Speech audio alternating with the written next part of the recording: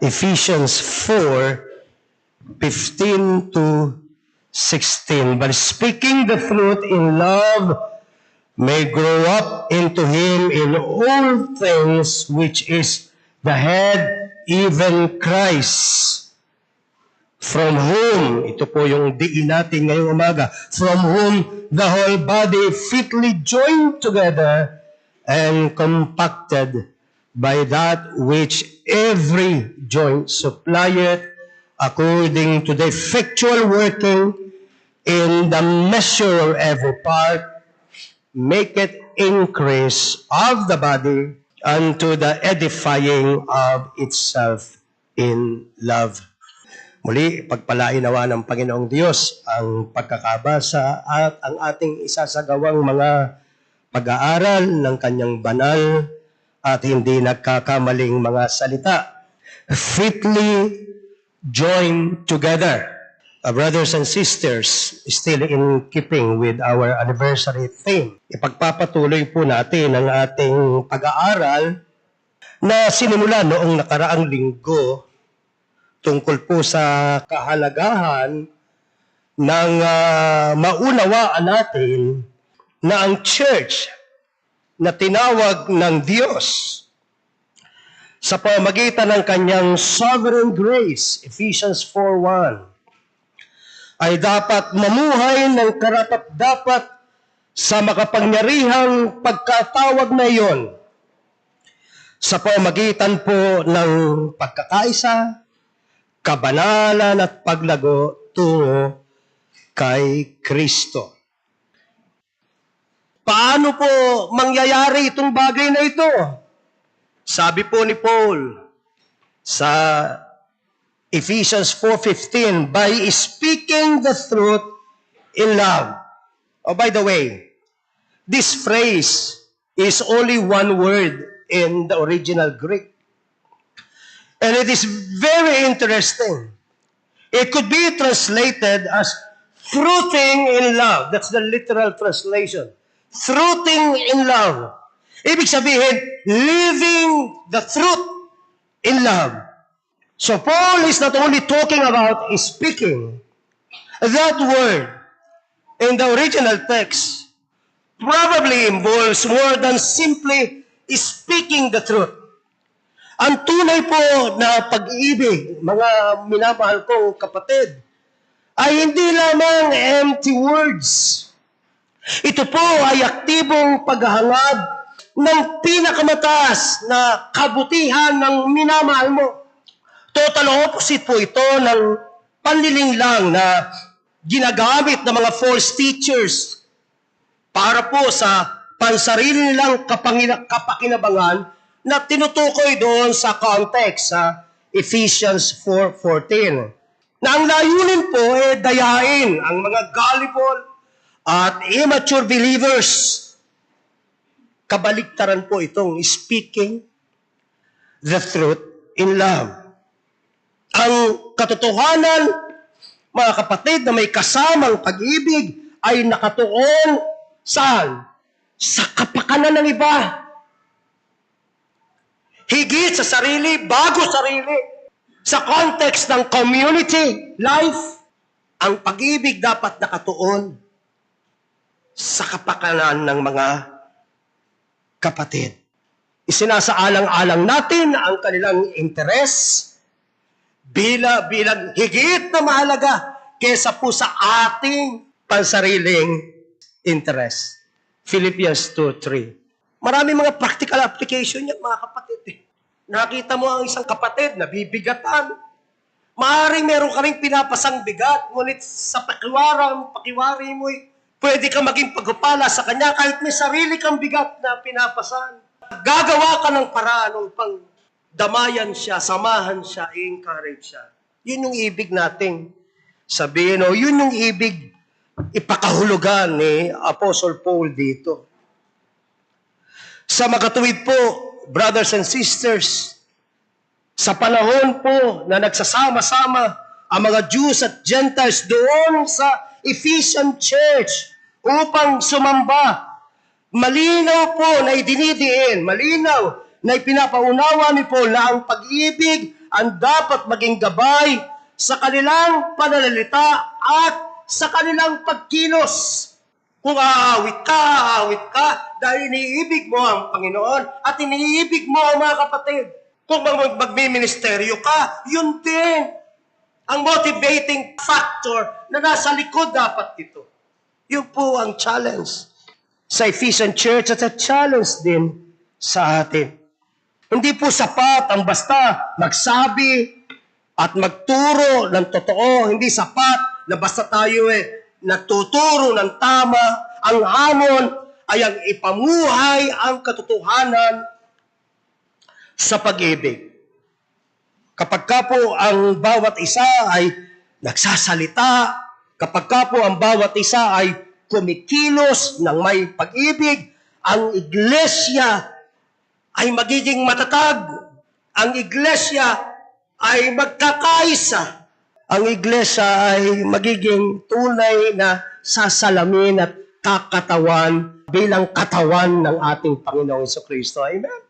Yun yung itsura ng katawan ni Kristo So kung nangyayari ito, nire-reflect natin kung ano ba dapat ang itsura ng body of Christ.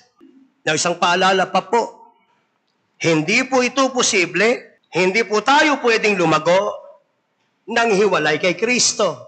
Napakahalagang paalala. But speaking the truth in love may grow up into Him in all things, which is the head, even Christ. Sa makatuwid po, ang ating spiritual na paglago ay hindi nakadepende sa sarili lang po nating lakas, hindi nakadepende sa sarili lang pong talino, kundi sa ating malapit na kaugnayan kay Kristo. Bawat isa dapat nating tinitiyak na meron tayong aktibo, lumalago, lumalalim na relasyon kay Kristo.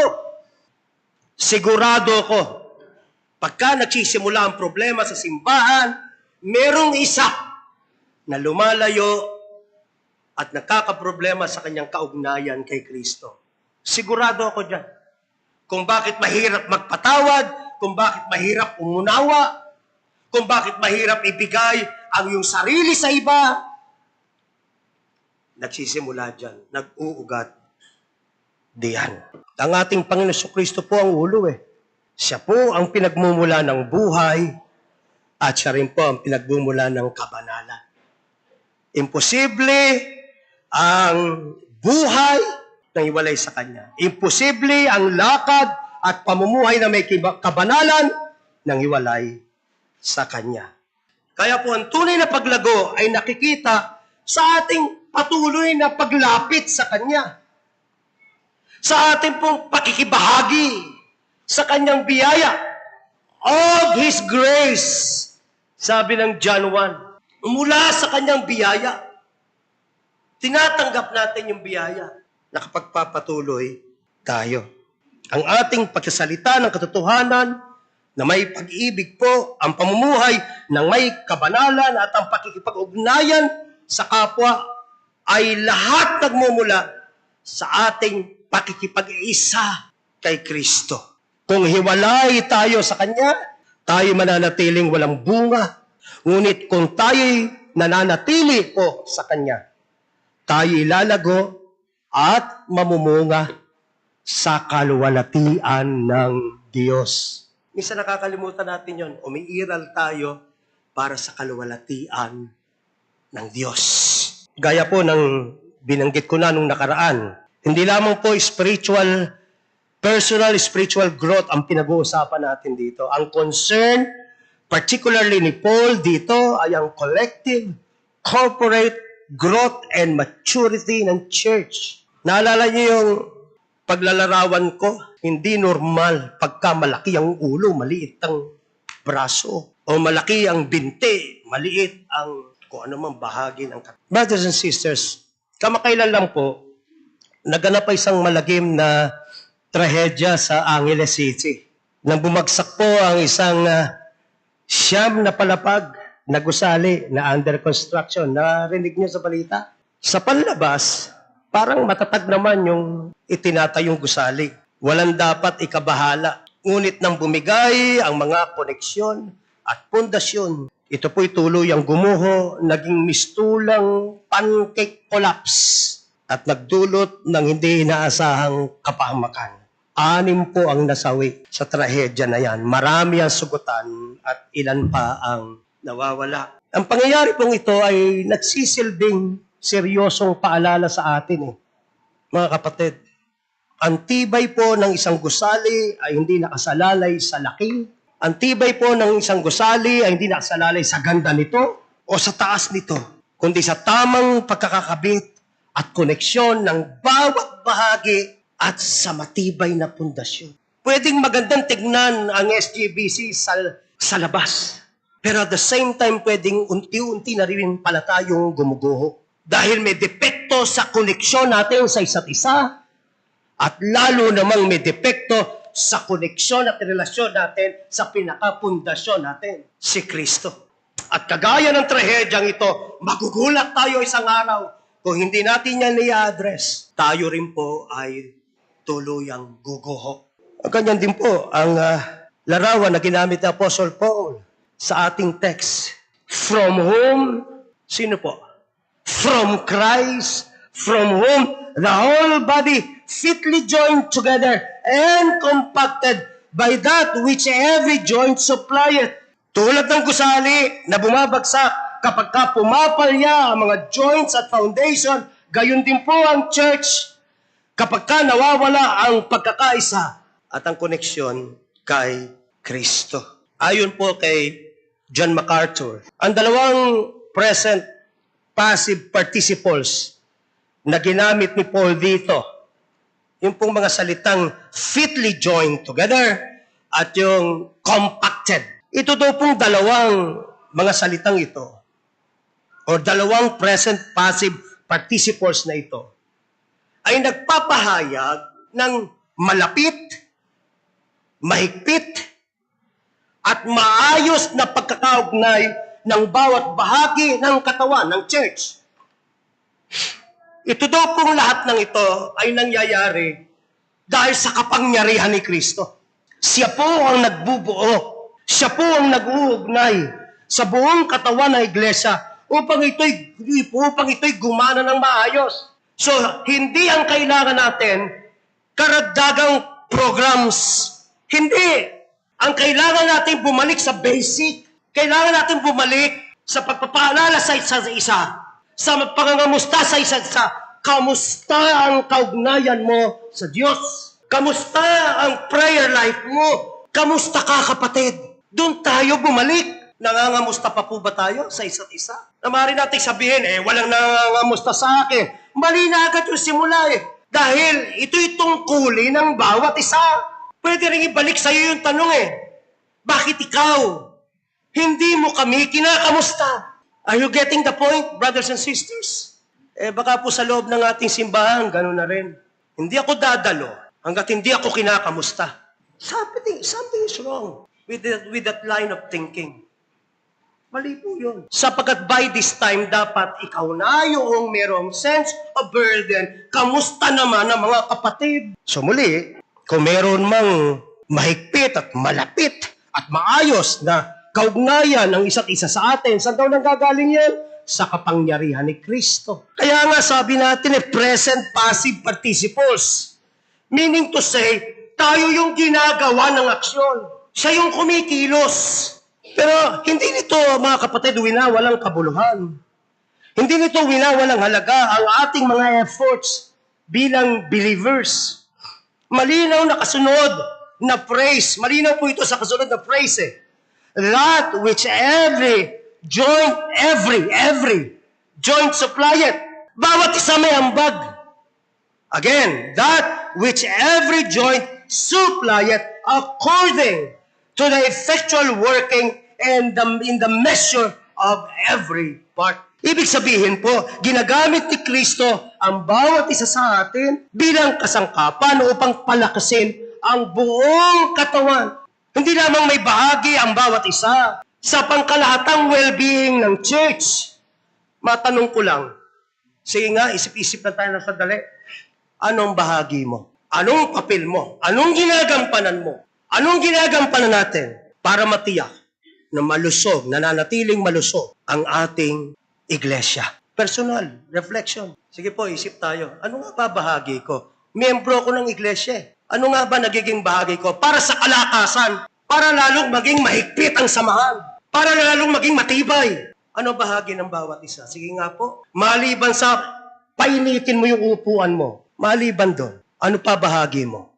Ano pa bahagi na you say? Now, dalawa po kasing metaphors ang ginamit ni Paul dito. Yung building metaphor, tapos yung human anatomy metaphor. So tulad naman po ng katawan ng tao, bawat kasukasuan at bawat litid, may mahalagang papel. Ang mga joints ay parang tulay kung saan dumadaloy ang lakas, dumadaloy ang biyaya, at mga kaloob ng banal na espiritu mula sa isang bahagi patungo sa iba. Naging pagpapala sa iyo ang isang kapatid, pay it forward. Maging pagpapala ka rin sa iba. Pinapasa, dumadaloy. Hindi yung sa iyo na nahinto lahat. Kung iisipin po, using the human anatomy metaphor, kung iisipin po, para itong dugo na dumadaloy sa ugat.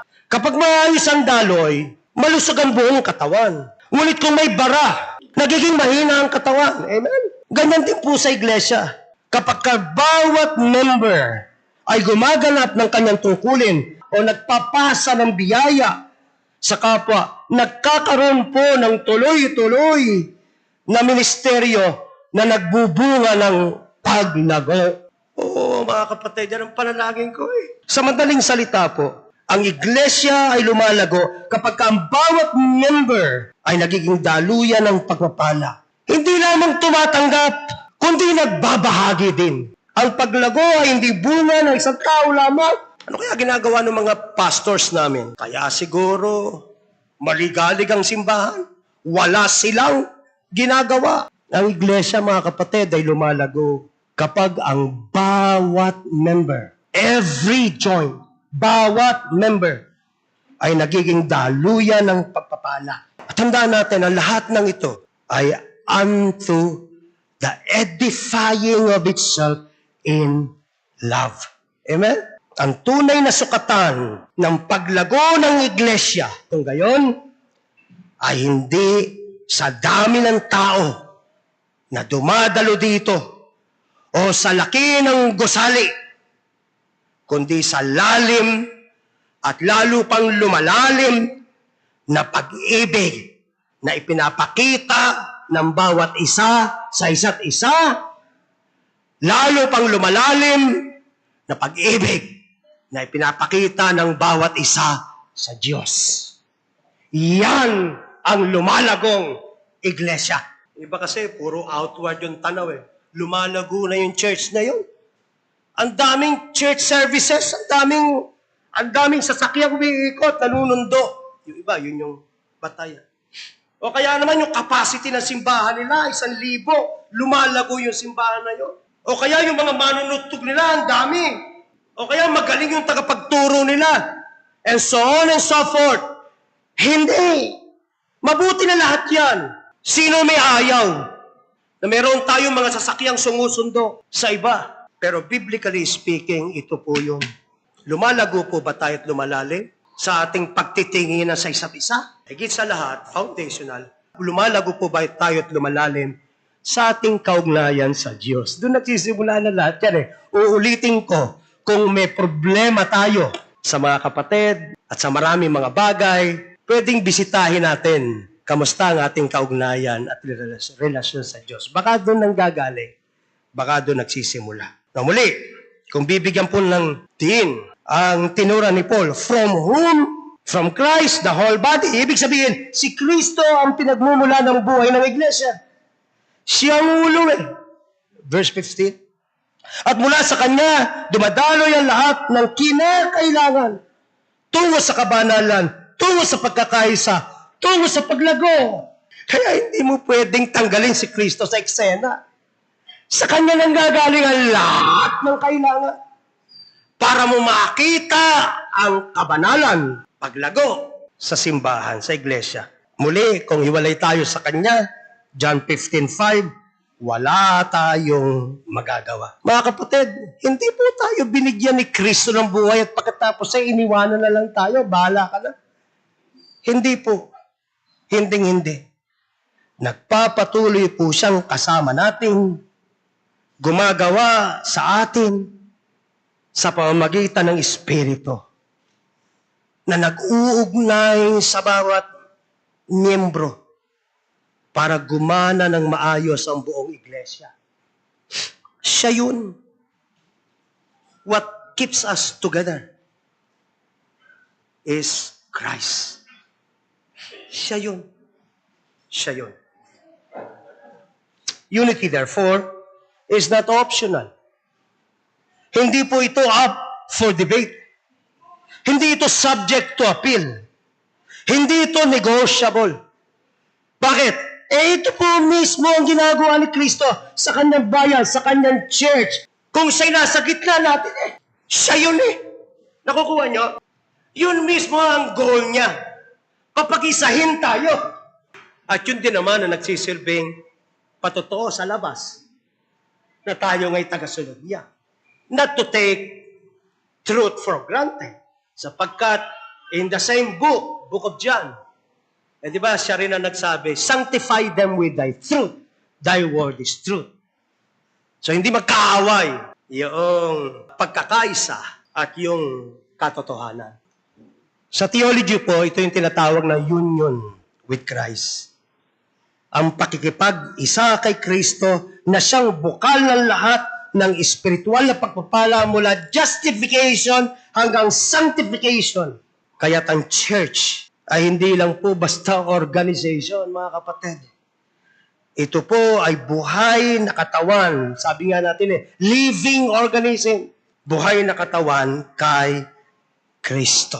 Para naman sa mga hindi mananampalataya, para sa mga unbelievers, ito po ang malinaw na katotohanan at mabigat na problema. Ang mga unbelievers ay walang union with Christ. Maaaring magmukhang matatag ang kanilang buhay, may trabaho, may pera, nagtatagumpay, ngunit sa oras po ng matinding pagsubok, ito'y guguho dahil wala silang matibay na foundation.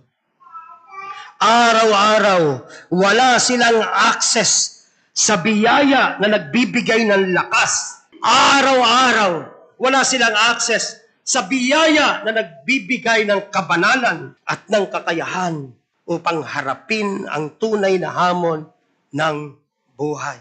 Outwardly, maaaring silang magmukhang mabuti at payapa, ngunit inwardly sila'y hungkag, walang kasiyahan, at hiwalay sa Diyos. Mga kapatid, ito po ang diin ng gospel. Hiwalay kay Kristo, ang tao ay walang kakayahan na magtagumpay sa espiritual na aspeto ng buhay. Ang lahat ng kanilang pagsisikap ay pansamantala lamang, sa huli, mauuwi lamang sa kawalan at kabiguan. Ang gospel po, hindi nag-aalok ng simpleng option, kundi isang imperative. It is a must. Makipag-isa kay Kristo. Be ye reconciled to God. 2 Corinthians 5:20. Siya lamang po kasi ang makapagbibigay ng pundasyon na hindi matitinag. Siya lamang po makapagbibigay ng kapayapaan na hindi kayang ibigay ng sinuman at ng katiyakan ng buhay na walang hanggan. Kaya yung pa rin ang aking hamon. Be reconciled to God. Now, pagpapatuloy po ni Paul, by that which every joint supplieth. Mga kapatid, tulad po ng joints sa katawan na nag-uugnay at nagpapadaloy ng lakas, ganun din po ang bawat member ng church. Nagiging daluyan ng biyaya ni Kristo para sa kapwa natin. Walang miyembro po na walang halaga. Uulitin ko, walang miyembro na walang halaga. Bawat isa ay may ambag sa kalusugan at well-being ng buong katawan. Sa Romans 12:7, malinaw na ang bawat isa ay binigyan ng kaloob. And it is your responsibility to find out ano ba ang aking bahagi sa ikabubuti ng iglesia. May mga tinawag magturo, baka yun ang iyong kaloob. May mga tinawag na maglingkod. At lahat ay dapat pong gawin ng mayroong buong katapatan. Dagdag pa po sa 1 Peter 4:10-11. As every man hath received a gift, even so minister the same one to another, as good stewards of the manifold grace of God. If any man speak, let him speak as the oracles of God. If any man minister, let him do it as of the ability which God giveth, that God in all things may be glorified through Jesus Christ, to whom be praise and dominion forever and ever. Amen. That's the goal. Hindi ka tutugtog para ka lang mapapurihan. Hindi ka aawit para ka lang hangahan. Hindi ka magtuturo para ka tingalain. Hindi. Ang lahat ay para sa kanyang kaluwalhatian. Ibahin mo, problema dala. Pagka naiba ka na ng motivation, dala niyan problema. Kaya kung meron man tayong sisimulan, uulitin ko, magkaroon tayo ng introspection eh. Kamusta ba puso ko? Kamusta ba motivation ko?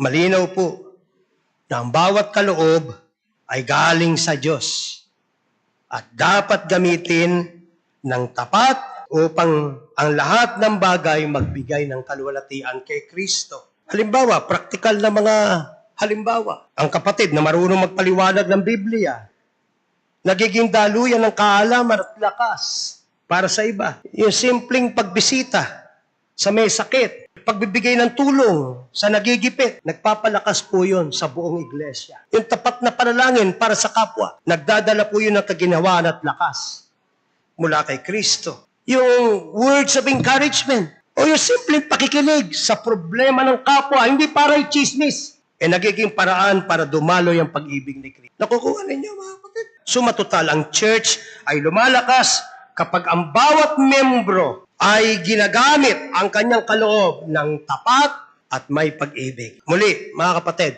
ang tunay na paglago ng iglesia hindi nasusukat sa dami ng tao o sa laki ng gusali. Marami kasi mga tao doon naaakit. Doon ako kasi masaya kantahan doon eh. Doon ako kasi malamig doon. Doon ako kasi maraming mga kilalang tao ang dumadalo doon. Doon ako kasi ang laki ng simbahan, ang lakas pakayabang. Saan ka nag-church? Yun o. Kaya ako gustong pag-ulit-ulitin. Ang tunay na paglago ng iglesia hindi nasusukat sa dami ng tao o sa laki ng gusali, kundi sa lalim ng pag-ibig na nagbubuo at nagpapalakas sa katawan ni Kristo. Ano sabi? According to the effectual working in the measure of every part, make it increase of the body unto the edifying of itself in love. Si Kristo ang ulo na nagbibigay ng buhay at tayong mga mananampalataya na nakaugnay sa Kanya ay tinatawag naman po. Kung ikay sinusuplayan at tinatawag naman po tayo magtulungan, magpalakasan, magpatibayan sa isa't isa sa pag-ibig. You see, kung ang iglesia po ay lalago, dapat itong lumago sa pag-ibig. Ulitin ko, kung ang iglesia po ay lalago, dapat itong lumago sa pag-ibig. Sapagkat hiwalay sa pag-ibig ni Kristo, walang tunay na edification. Ipagsigawan mo lang banal ka. Kung may problema ka sa pag-ibig, sa hindi ka ibig-ibig, walang edification. Ngunit sa kanyang pag-ibig, ang katawan ay tumitibay, nagkakaisa, nagiging patotoo ng kaluwalhatian po ng Diyos sa ating kapaligiran. Yes, even sa buong sanlibutan.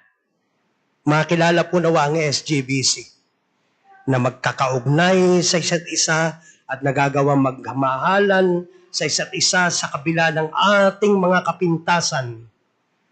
At makilala po tayo higit sa lahat na lumalalim sa ating kaugnayan sa ating Panginoon.